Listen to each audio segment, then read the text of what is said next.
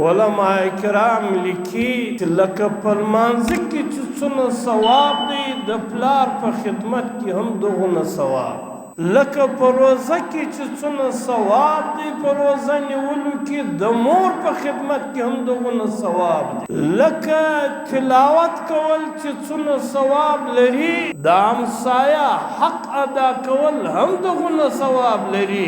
اسلام وموږ ته د دغه درو قسمو د حق ادا کولو حکم کړی دی او دا درې سره عبادت دی. د مور د پلار حق دا ډیر دی پر انسان. په یو روایت کې نبی علیه الصلاة والسلام فرمایي لا يدخل الجنة عاق، هغه سړی هرگز جنت ته نشي داخلېدلی چې هغه د مور د پلار نافرمان دی. لا يدخل الجنة عاق، قطعا جنت ته نشي داخلېدلی د مور د پلار نافرمان. په یو بل روایت کې نبی علیه الصلاة والسلام فرمایي چې دوه کسان الله پاک نه معافوي. یو مشرک چې له الله پاک سره شریک نیست، دا مشرک الله پاک نه معافوي. دویم هغه ځوان چې هغه د مور د پلار نافرمان. د دې وجه علماء کرام دا لیکي چې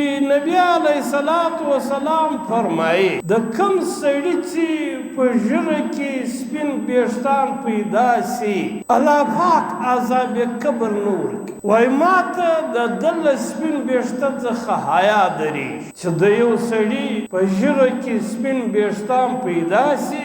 نبی علیه الصلاة والسلام فرمایي چې الله پاک و ده ته عذاب قبر نه ورکوي، الله پاک د ده د سپین ویښته څخه حیا کوي. و چې الله پاک د دا بنده رب دی، خالق دی، مالک دی، هغه د ده د سپین ویښته څخه حیا کوي، عذاب قبر نه ورکوي. هغه زوی چې هغه د پلار دی او د حیا نه جنګي، دا زوی قابل معافي دی.